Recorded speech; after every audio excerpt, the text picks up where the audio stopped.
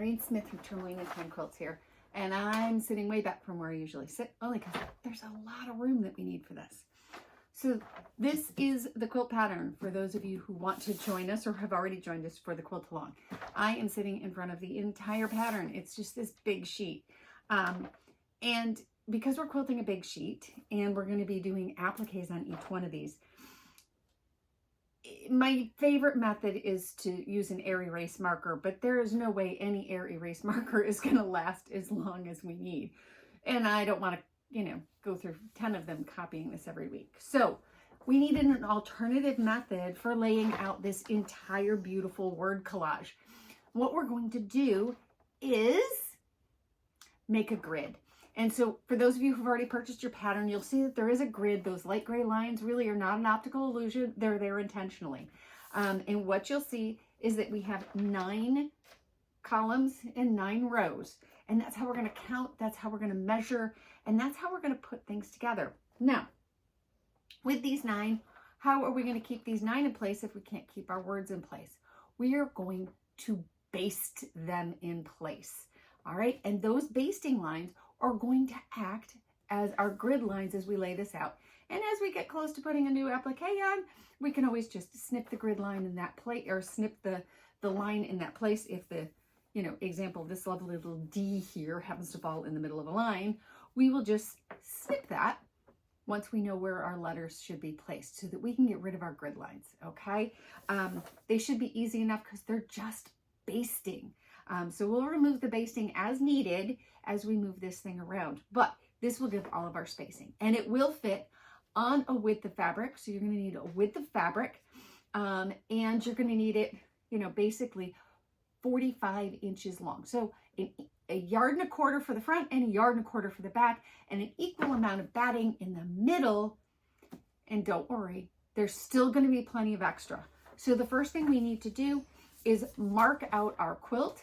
Okay, I'm going to work from the center, and what I can tell you from measuring these, just in case you want to know, is that from to use carpenter's terms, where they go from center to center, here's 4 3/8 inches. Now you may say, how do I measure that?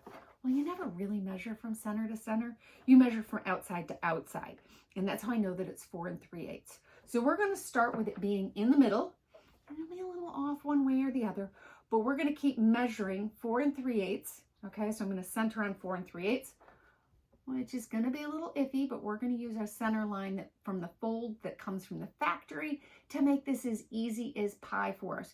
So let me get started, and I'll show you what we're going to do. All right, for those of you working at home, you may have a dining room table that's big enough to work on, or kitchen table, or you may even have a floor space that's big enough. I am a person who does not have that kind of luxury. So what I do, and just so you know, this is my sewing table. And what I've done is put an ironing board right here, and that's how I'm getting my space. I've just put the ironing board up at the same level as my quilt table so that I can, basically work out the wrinkles here. So for those of you short on space, a hint is to elevate your ironing board to extend your table. It's a quick and easy way to do it. So if you get nothing else from the videos, this will help. Now, once I have these, both my sides kind of smoothed out here, and I am not a big fan of using adhesive sprays, mostly because they bother my lungs, and I don't want more fur sticking into my house than I already have sticking around. So what I'm going to do is add a few sew tight magnets here. For me, they will work just as well as the pins do to at least get my first few lines stabilized here.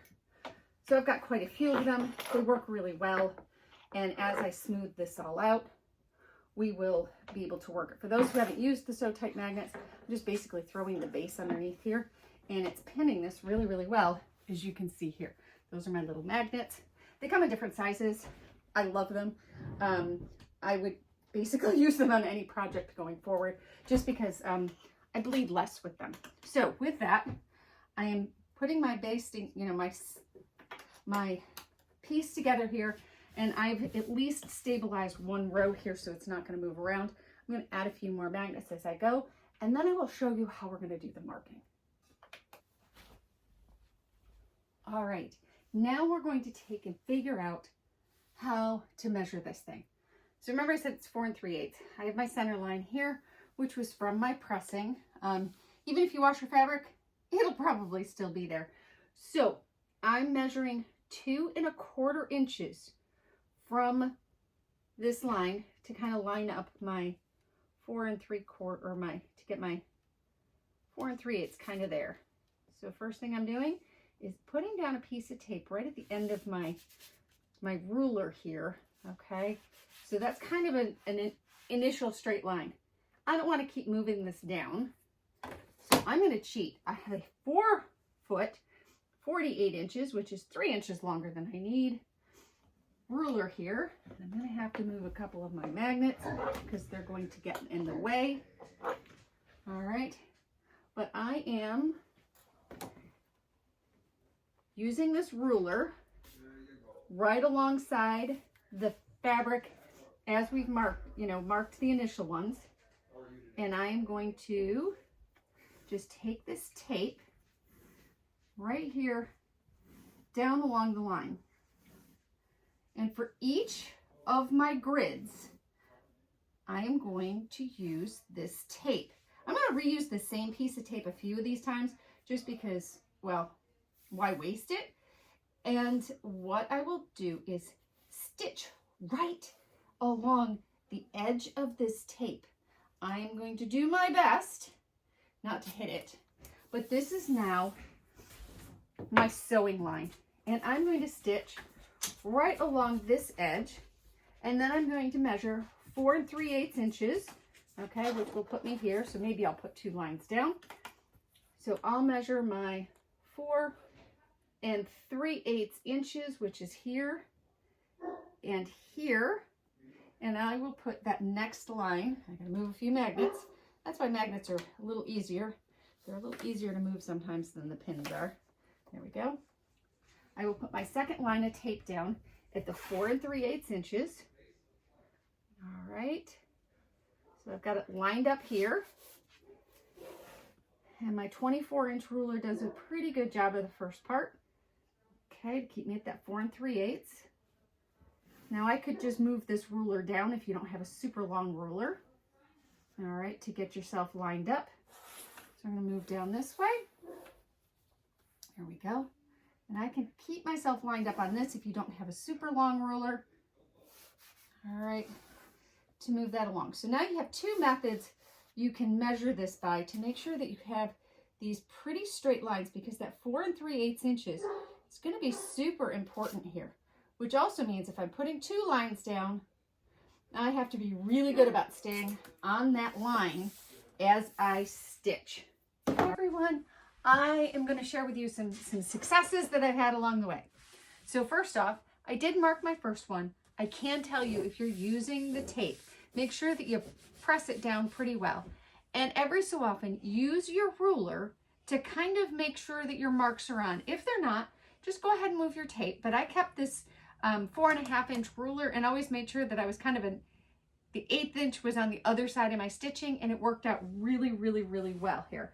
And as I moved my magnets out to avoid too much bulging and keeping things relatively even. As you can see, my back is relatively flat.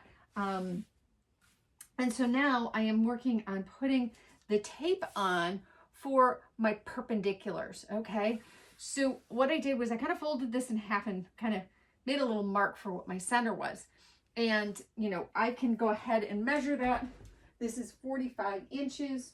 So if I measure it and it's 45 inches, halfway should be about 22 1/2, which puts me, well, right there is 22 1/2.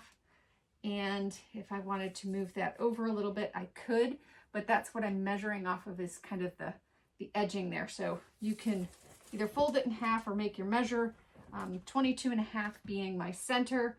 And then I want to do, taking the middle of my 4.5 inch ruler here for making it pretty close. Okay, puts me right about, right about there. Now, the best part about this is when you do this, line up anything on your ruler with one of your seams to keep it perpendicular, and then work your way forwards. Whoops, I'm down too far. That's about right. Okay, so use your perpendiculars here. You can use this big long ruler here. I keep that little one with me just so that I can catch it as I go. And I'm going to press this down really, really hard. And again, I'm going to move this out this way. All right, so that I can catch more of this as I go. And again, keeping that ruler, you know, the lines kind of as straight as I can here, and pressing it down. So this first one is going to be the hardest one because your tape's going to want to wiggle. After that, you can use your previous stitching lines as something to help you out. Now, another thing I will tell you, and I fight with this all the time, my dog loves to lay right where my foot is. So I keep ending up over further on my sewing machine. To keep your stitches straight, make sure that your body is right in front of your needle. That will help you keep a straight line. And try to keep as much bulk up on your table as you can, because the bulk will pull the stitches one way or the other. So keeping the bulk up as high as you can and staying in front of your machine will really help keep your stitches as straight as you can. So I'll be back as soon as I have this all done. I have added the last stitching on the outside that's not drawn, but it would be the edge of the design. So from edge to edge here, it should be about 36 inches. If you're off a little bit, don't panic here. So I will show you here. Mine is, ends up being, well, mine is closer to 39 inches. I'm not really worrying about it, okay? Mine is exactly 39 inches. My paper is only 36 inches wide. I'm still going to use my centers here. This may be a little off on the edges. But if anything, if yours are off a little, it'll spread it out or bring it in a little bit. We're going to adjust. This is not meant to be perfect. That's the beauty of applique. It's my ish type of quilting, all right? So not to worry. It doesn't have to be perfect. Just close enough, okay? Pretend we're playing horseshoes. That's all you have to be, is close enough. So I'm going to go stitch this line, and then I'm going to just stitch the other ones till I have a grid here. And we're going to work our way out. And as we work our way out, we'll get rid of these little lines here, and you'll have a beautiful design left. So stick with me. I have my lovely grid now. So I've got lines going different directions. They're not all perfectly straight. They're probably not perfectly square, but that's okay. It gives me a good idea of where we're going. Okay, I'm going to take off my last piece of tape here. So as you can see, we really only need probably 39 inches. This little extra over here, if it's going to bother you, you can trim off the extra little bit of batting here. And the only reason I say that, or you can stitch along the edge and then trim off the batting, just because as you roll it, it'll start fuzzing up your quote unquote grid or your background here. I particularly, the one I'm using right now is called, it is the Warm Plush. I like it because it's a little thicker than the normal one. If you happen to be so lucky as to own a long arm, you could have done this on a long arm. That would work really, really well too. But either way, we have our entire thing done. I am going to go around. Now, mine was not perfect. Our next step is going to be to actually quilt this. Now, one thing I am sharing with you is at the end of each of my videos, I'm going to give a little clue. And if you collect all the clues, well, if you collect a bunch of the clues, there's little prizes associated with them. So you'll hear more about that. But the clue is, this one is, it doesn't matter if it's square. So that's your clue for today. It doesn't matter if it's square.